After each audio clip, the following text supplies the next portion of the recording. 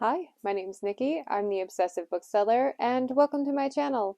Today I'm going to be doing my Christmas book haul. I got so many amazing titles this year, and I can't wait to share them with you. I ask for books every year. I have this ongoing wish list, and I always distribute it to everyone I know, and every year I very rarely get books. Over the last couple of years, I've been a little more vocal, so I've been getting gift cards for books, but I think people feel weird buying me books, especially my mom, because she's like, you have so many.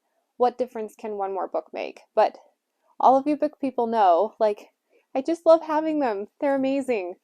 I'm going to be sharing everything I got in order of author's last name. I did that for a couple of past book hauls and it worked pretty well. So here goes. Okay, the first ones I picked up, The Minimum Wage Magic and Part-Time Gods by Rachel Aaron. This is the DFZ series. It's a spin-off from Rachel Aaron's Heartstrikers, and one of my favorite things I've read from her. She's already a top author, but she kind of took it to the next level here. These characters are dragon shifters, essentially. The framework behind this one is kind of like Storage Wars. Very excited to have these. These are some of the very few self-published I have on my shelves. And the only lament is that for whatever reason they aren't producing the third one. So I hope that changes eventually so I can complete the collection. Wisdom of Crowds by Joe Abercrombie, the third and final book in the Age of Madness trilogy. And yeah, I've been waiting for this one. This was marked as high priority. If I didn't get it for Christmas, I was going to buy it for myself. So I can't wait to dive in. Books 3 and 5 in The Dagger and the Coin by Daniel Abraham. I had been slowly collecting these. I have 1, 2, and 4 already, so I figured I would complete the collection there. They're actually quite colorful and they look pretty good on the shelves, so on top of being a good series, they're very visually appeasing. I got The Black-Tongued Thief by Christopher Buehlman. I figure all of the titles that I keep recommending at the end of my videos, I should probably own the ones I mention more than once because obviously I really liked them. This was one of my highlights of the year, and someone mentioned that it has an awesome yellow binding, which I think is pretty cool. Another high priority that was really hard to wait on was the Leviathan Falls, the Final Expanse novel. I'm about a third of the way through this right now, and I'm trying to read it so slowly because it's the finale! I've been waiting for this for ages. So at the very least, I'm excited to add it to my gorgeous array of hardcovers up here, so yay. Next, just for the sake of collection, I asked for the 6th book in the Shattered Sand series, and I'm not sure what possessed me to ask for this one. I read the first book and it was just okay. I had a lot of specific complaints about it, but the world building is so cool that I probably will make time to go back and try to reread and make my way further in the series. I've admitted this in past videos, but I'm collecting these mostly because I just love the covers, so I figured if I'm already 5 books deep in collecting it, I might as well add the newest one to it, but yeah. Kings of the Wild by Nicholas Eames. I talk about this one all the time, so now I finally have one to share. I was disappointed that it's not available in hardcover, but I'll take what I can get. I still haven't read the second one. I don't generally do well when the next set of novels follows different characters. Because, like, I'm in this world for these characters. I got grounded with them. I really like them. And switching gears feels like starting a new book. So it's probably why I haven't picked it up yet. But I really loved this one. Very excited about these. These are the only missing malazan books from my collection. This one I'm just tickled to get. This one I was able to find new, actually. And then Book 9, they did away with the kind of cartoony covers that I love by this point in the series, but I like that at least it's the same size. It's pretty girthy. And then this little guy, I meant to buy the full trade paperback. This is kind of like a combination of a mass market and a trade. It's a little bigger than your standard, but it's not quite the format that I meant. I accidentally added the wrong one to my cart, so I will be replacing this one, but yes, very cool. I got The Wizard's First Rule by Terry Goodkind in hardcover because I have the whole collection and realized that I didn't own this one. And I ordered it before doing a lot of research on the author. I got a couple comments on one of my past videos featuring him, and yeah, I did not realize there was so much. I probably won't be mentioning him a lot more on my channel because of that. No bueno. Million Dollar Demon by Kim Harrison. I have her entire Hollow series in hardcover, and I've been just eagerly awaiting this one. Ooh, I didn't realize it, but the spine is like cool colors. I love it when they do that. Very excited for this one too. Okay, are you ready for this one? So, not only do I have this beautiful Assassin's Quest hardcover, love the color on it, but my husband surprised me with this illustrated edition, which is absolutely lovely within itself. However, he managed to snag a signed copy, and I do not have anything signed from her. This is my first one, and oh my gosh, I am so excited. This is amazing. I'm almost afraid to do anything with it because I don't want to wreck it, but I love it so much. I have a signed Robin Hobb. Okay, now, this next set, I have a few things in here that I actually bought my husband, and let's be real, if I'm buying him books, they're probably gifts for me also, but we both love the Avatar show, and we also agree that Korra shouldn't have been the continuation. We want to know what happened right after the end of the original series. And apparently the artist came out with these graphic novels. I have the first two here, I think there's 4 or 5 of them, that continues the series chronologically. So, yay! We're very excited for these. Yeah, they're for him. I finally got the Legend set by Marie Lu. This is great. If you really liked Hunger Games and Divergent and that entire genre of teen dystopian, this is one of the better ones. I've been wanting this particular set for a really long time because I think they're gorgeous, but every time I tried to order them, there was something weird with the order. Like, I'd order the hardcovers and then I'd get the trade paperbacks instead.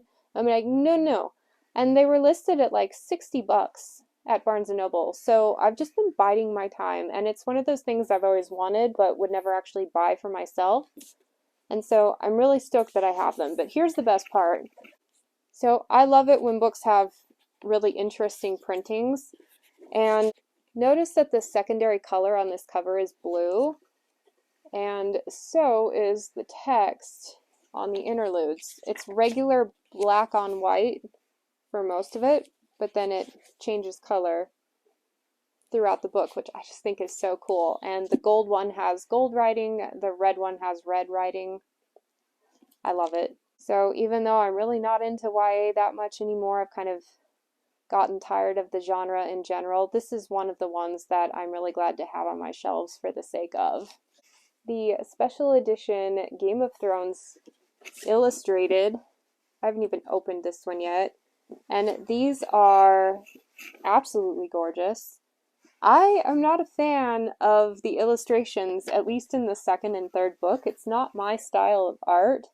So it's funny. I see something online, I go, ooh, I really want that. I get it in, and then I have just a slight bit of buyer's remorse because I've been eyeballing they're not original hardcovers, but in production right now are these hardcovers where the first one's kind of like a really pretty blue, and then the next one is gold. And then my favorite book is this gorgeous shade of green. They're the hardcovers with like that matte finish. I think I might trade these in for those because I like them a little bit better. And the only reason to get these, other than the special edition aspect of it, is for the illustrations. And since I don't care for those too much, I may be doing some exchanging. But for now, I have these. They weigh a freaking ton.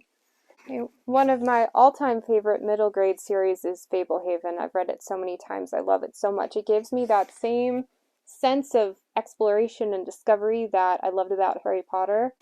My favorite book in that one was the one about the Dragon Sanctuary, and the author took that one plot point, my favorite one of the whole series, and turned it into another 5 books. And I had yet to collect books 3, 4, and 5, and I have only read this one.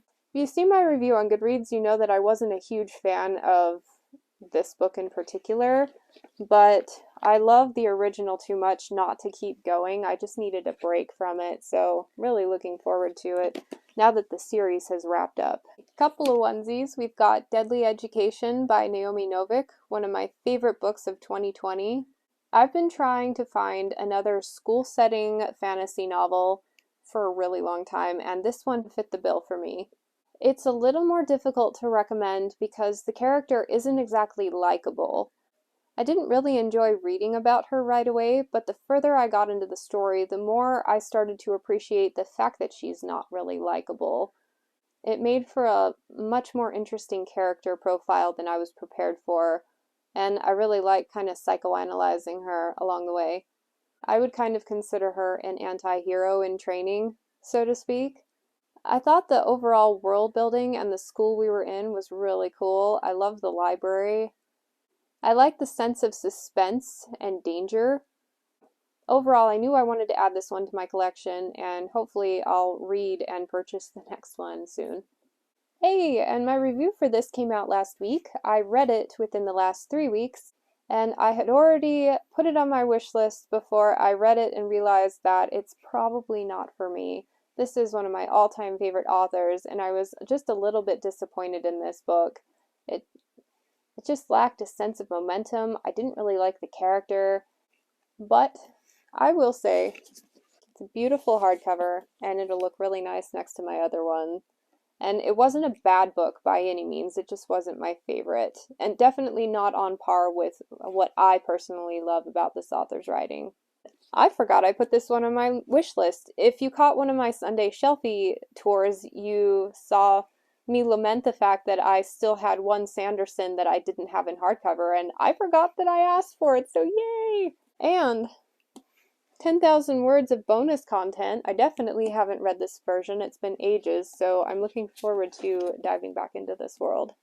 It's about a lot of things, but one of the most prominent things I remember about it is any type of wound that you get never heals. So if you get a paper cut, it's there forever, and you can imagine all of the repercussions that go along with stuff like that. It was a really cool book. Okay, are you ready? Another thing I bought my husband that's kind of for me also, but yeah. The Witcher series. I've been wanting to get into this one for a while. Truth be told, the only thing that is throwing me off from reading them is that the author is one of those that says, oh, you can read these in any order. And I hate stuff like that because I really like a trajectory with my story. I want to feel like we're going somewhere. And if you can read them in any order, that means there's not really a strong through line.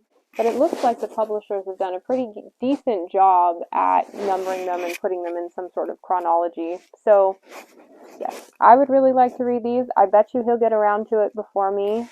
But if nothing else, these are awesome and gorgeous, and I can't wait to add them to our shelves. I especially love the color scheme on this one. Okay, another one that was really hard to wait for is Empire's Ruin by Brian Stavely. I've been talking about this book a lot this year. It's a continuation to his Unhewn Throne trilogy, and this hardcover is every bit as gorgeous as the originals, so can't wait to add that to my shelves. And another gift for the husband that I'm totally going to take advantage of, this absolutely beautiful illustrated edition of Lord of the Rings and The Hobbit. This is awesome box set. It was really hard to get a hold of for a number of odd reasons, but I'm really glad we have this for our shelves. And I have read The Hobbit and I've read The Fellowship, but my first introduction to Lord of the Rings was the movies. The extended versions are my all-time favorites, and I had just immersed myself in that in-your-face cinematic amazingness and found it really hard to come home to the really dry, slow, detailed writing in the stories. But now that I've had quite a few years of distance and space, I think I might eventually like to revisit these books and maybe fall in love with them like everybody else. I don't know. I think I've had a hard time with classic fantasy in general. There's a lack of really timely plot progression in a lot of these older stories, and I struggle with that. I am definitely not a reader that loves reading for the sake of immersing in the journey itself. But if I'm going to do it, we're gonna go the illustrated route. I think featured in my top books of the year, and actually a lot of these were, Sword of Kaijin by M.L. Wong. I really appreciate how gorgeous this book is. And it's longer than I thought it was. I originally experienced it in audio. Such a cool story. It takes a while to get going, but if you stick with it, it's one of the best character-driven novels I've ever read. And then finally, Rage of Dragons and Fires of Vengeance by Evan Winter. One of my highlights of the year as well. I really love these. I love it's got like a matte cover. I still have yet to read the second one, but I know I liked the first one enough that I definitely wanted to own them. It's got some of the best training sequences and mock battle scenes that I've read about in a really long time. So there's the haul. That was a lot of books, like way more than I expected to get in my wildest dreams. I am so grateful for all of these. It means I can maybe stop buying books for quite a while and be set. Yeah, that's gonna happen. Thank you so much for joining me on this book haul tour, and I hope to catch you next time. Bye.